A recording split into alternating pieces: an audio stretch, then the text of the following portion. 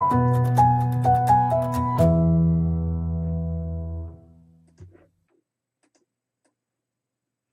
everyone, it's technology expert Burton Kelso here with another tech tip to help you get the most out of the technology in your life.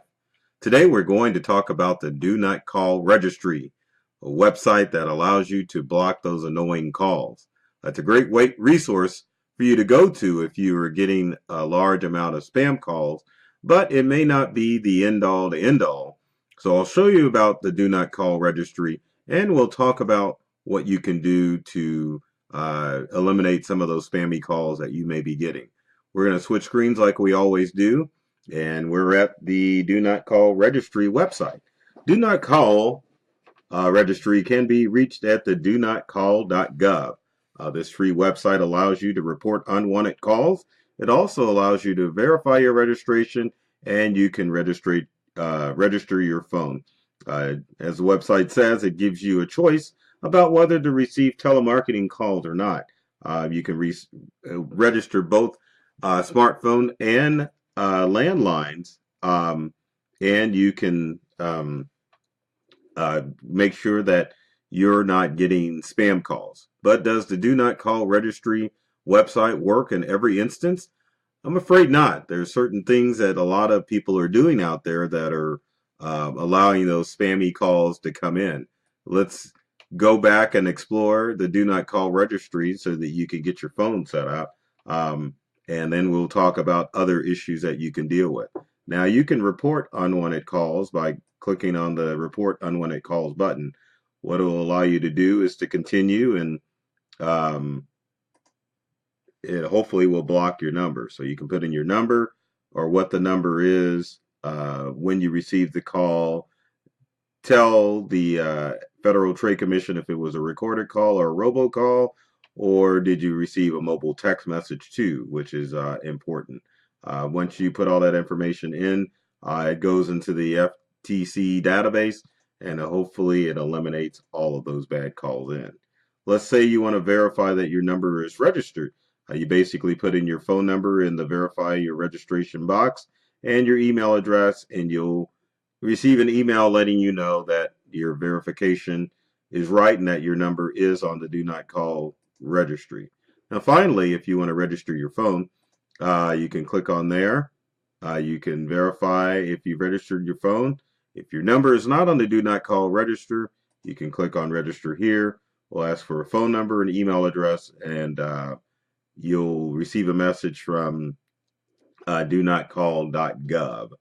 Now, keep in mind, when you register your number on the National Do Not Call Registry, it can take up to 30 days for that number to show up. So don't be impatient and wonder why you're getting those spammy phone calls even after you register your number.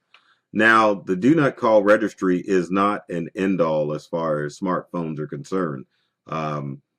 As far as, well, not as far as smartphones, but as far as spammy calls are concerned, there are other ways that your phone number gets out there on the internet. One of the things that scammers can do with phone numbers in order to gather them is they have software that will come up with every combination of a phone number, and it will do a robocall to your cell phone number.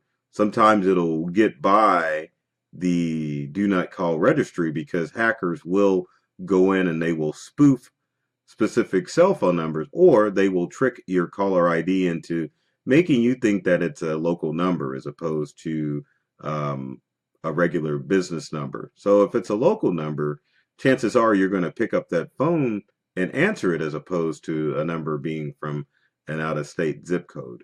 The other thing that is happening with spoofing is that not only are old landlines are being spoofed, but cell phones are being spoofed too. So many of you may notice that you are getting calls from a number, or people will say they're getting calls from your number when in actuality you've never made a call.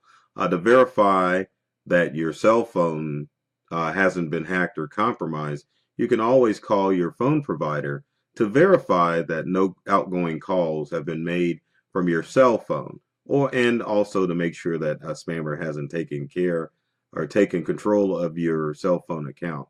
So the other way that you can be um, compromised or to get your number on a do not call list is whenever you register for an online service or shop at an online store.